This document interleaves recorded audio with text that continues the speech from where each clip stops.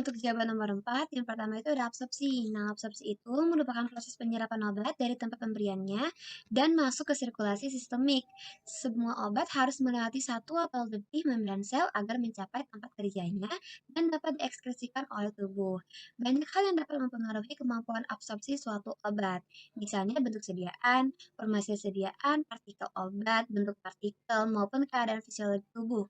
Misalnya, vaskularisasi di tempat absorpsi, keasaman lambung, dan adanya massa makanan pada obat yang diberikan per oral, dan sebagainya. Diambil contohnya yaitu absorpsi pada amoksisilin.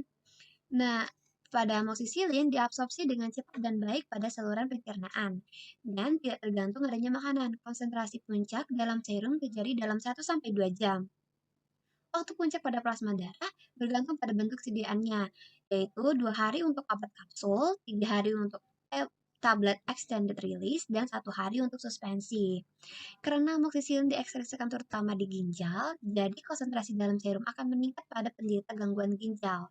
Absorpsi per oral pada neonatus lebih lambat, sehingga konsentrasi puncak dalam serum pada neonatus itu dapat dalam waktu 3 sampai 4,5 jam.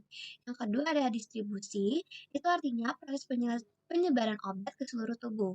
Luasnya penyebaran tergantung pada sifat fisiokimia obat. Misalnya kelelawar dalam lipid berikatan dengan protein, plasma, atau jaringan.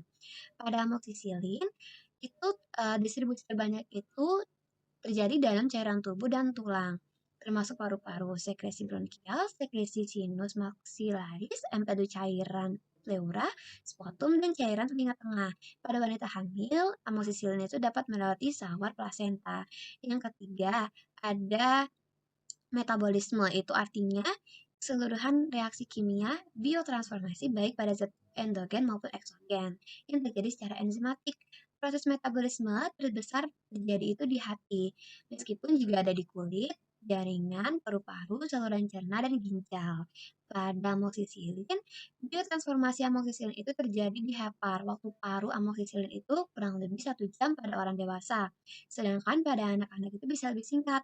Waktu paruh pada neonatus cukup bulan itu berkisar 3 sampai 4 jam, pada infan dan anak-anak itu berkisar 1 sampai 2 jam, dan pada penderita gagal ginjal itu biasanya lebih panjang.